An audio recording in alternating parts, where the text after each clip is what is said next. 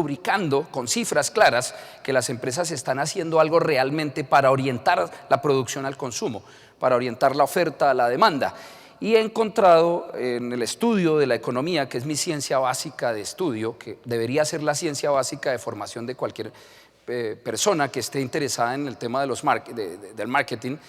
he encontrado que esto tiene una razón teórica profunda. Son más de 200 años de tradición y enseñanza de lo que yo he conocido como la ley de Say, una ley, entre comillas la palabra ley, que nos ha venido a plantear que toda oferta crea su propia demanda. Esa visión ofertista, produccionista, de una u otra forma ha rubricado la enseñanza de la economía clásica, neoclásica hoy en día, y de una u otra forma ha sido un paradigma dominante que ha estado allí dándole vueltas a la enseñanza y a la aplicación empresarial como tal.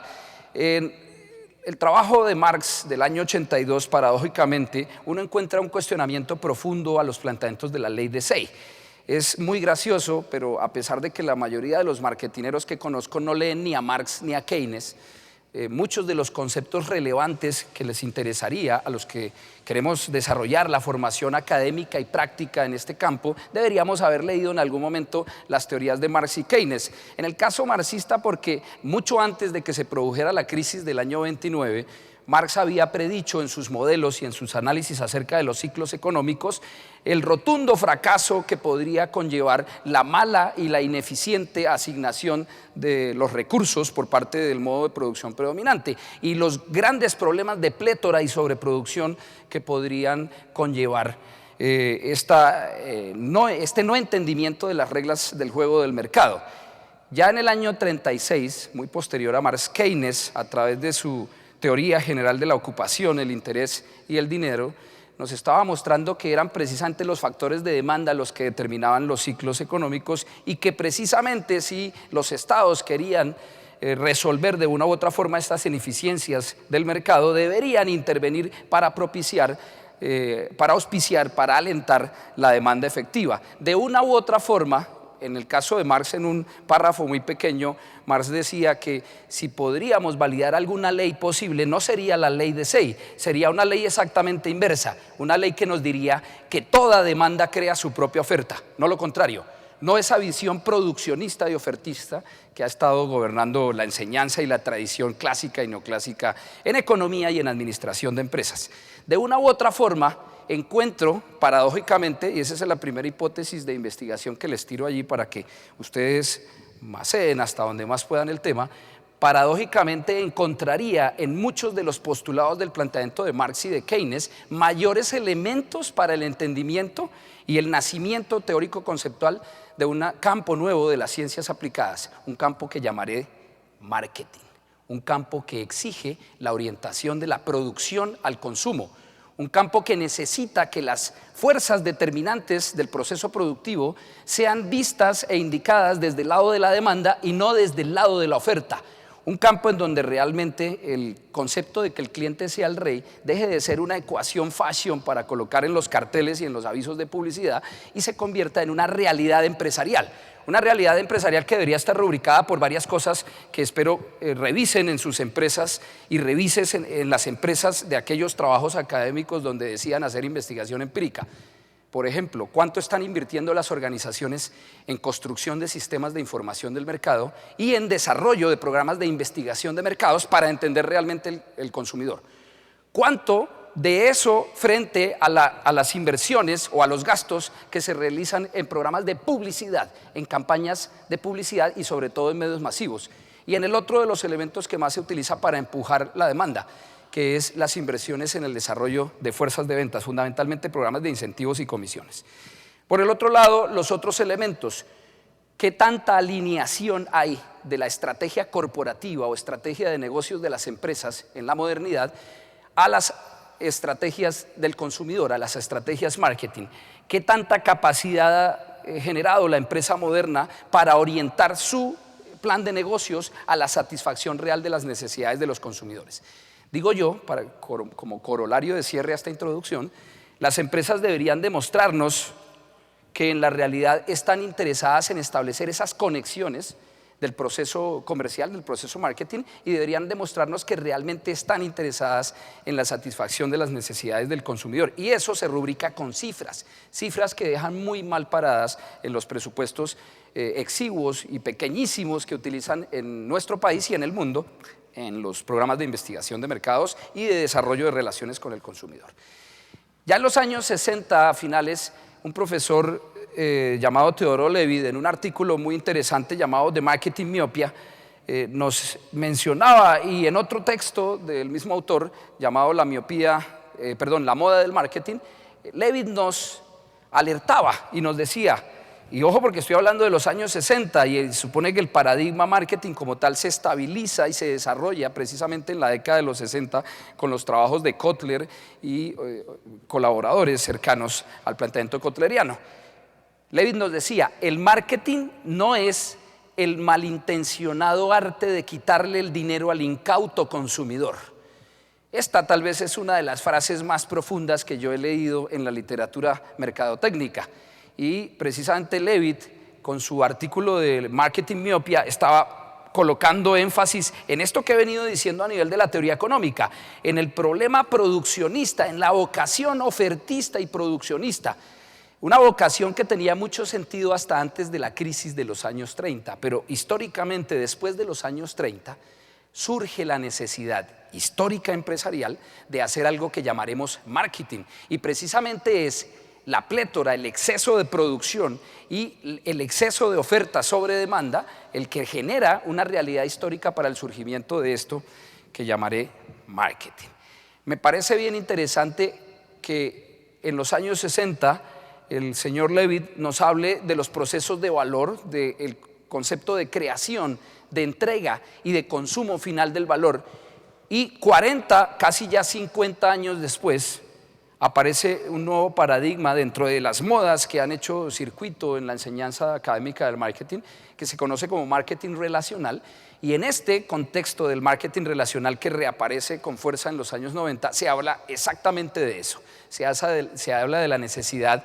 de definir como foco central de trabajo del concepto de marketing los procesos de identificación, creación, comunicación y entrega de valor. Elementos que en mi concepto aparecen claros desde los años 60 en el planteamiento del profesor Levitt. De esta forma puedo afirmar, bueno, lamentablemente no tenemos mucho más tiempo para validar muchas de las hipótesis que estoy trabajando aquí. Si algunos quisieran leer ampliaciones de estos temas, podrían buscar por alguno de los buscadores que hay en internet. Allí tengo algunos trabajos colgados que ratifican muchas de las argumentaciones que estoy aquí planteando. Diré que en mi concepto el marketing no debe seguir siendo visto como una técnica, como un conjunto de acciones operativas. Esas son las llamadas 4 P's del mercadeo, que es tal vez el paradigma central dominante sobre el que se ha recalcado no solo en la academia, sino en las empresas en los últimos 50 años. Un conjunto ordenado o desordenado de actividades para comunicar. Pongo promoción entre comillas porque para nosotros en castellano promoción significa pague uno, lleve dos, es un incentivo. Lo que pasa es que en su momento se hizo la traducción equivocada del vocablo anglosajón promotion, y promotion lo que significa es comunicación. Entonces, actividades de comunicación como la publicidad, otro uso de herramientas y de programas de apoyo para organizar los vendedores, etcétera, o una manera de engañar a la comunidad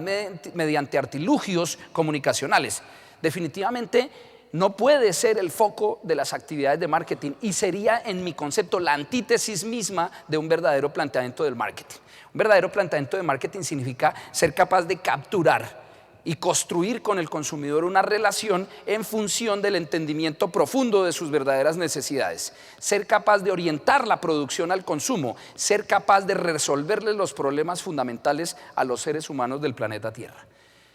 En mi concepto, entonces, el marketing es una ciencia social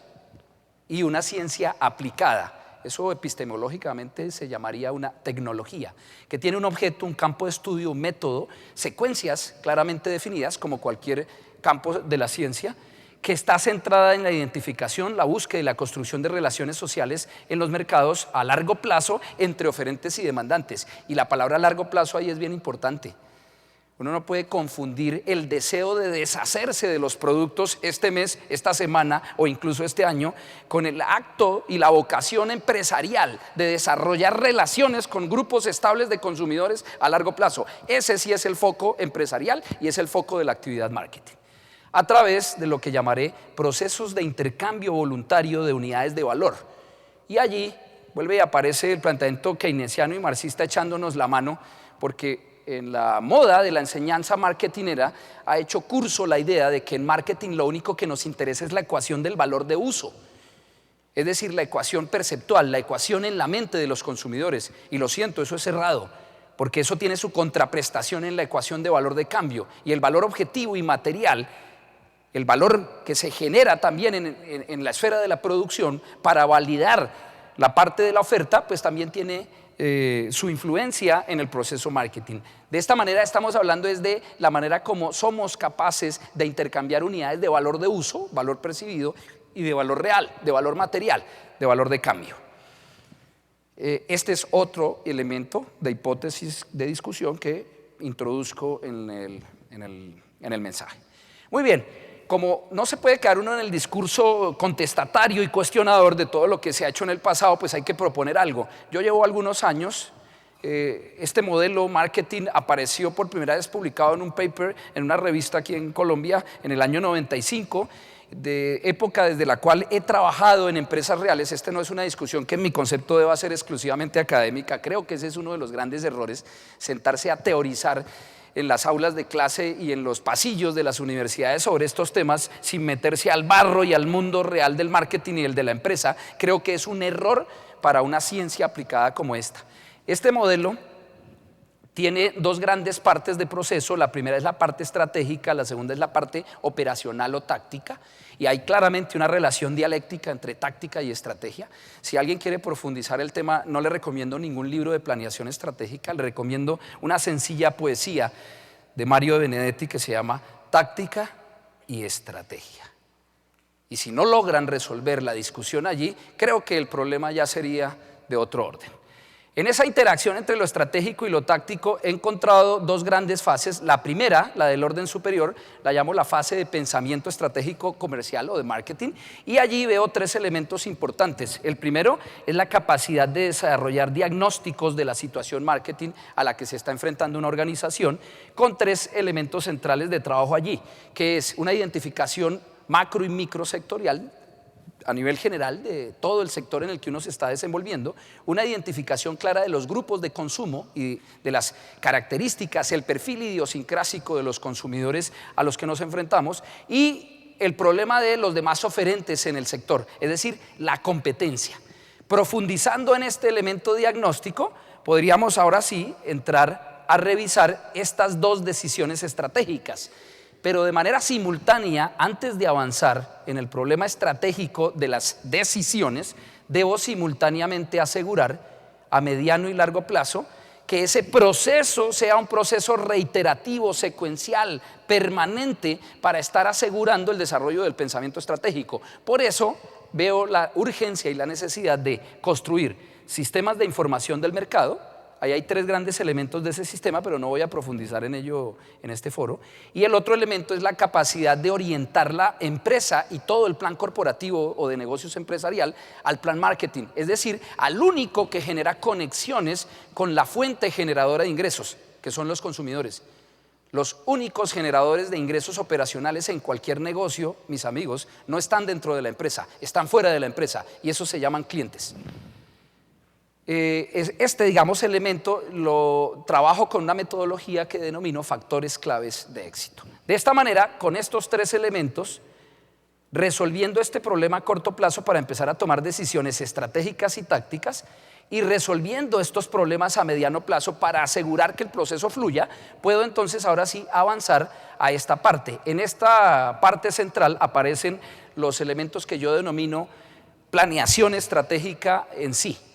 ¿Y qué grandes decisiones estratégicas aparecen allí? La primera la llamo enfoque, es la definición clara de los perfiles y las cuantificaciones de los mercados hacia los que yo estoy interesado en dirigirme, de los grupos de consumo hacia los que me quiero dirigir. Allí aparecen tres dimensiones dinámicas del mercado, A la primera la llamo mercado potencial, que es el mercado que quiero abarcar a largo plazo, entendiendo por ello lo que nos diga el negocio en el que estamos. En algunos casos largo plazo pueden ser 5 a 10 años, en otros casos largo plazo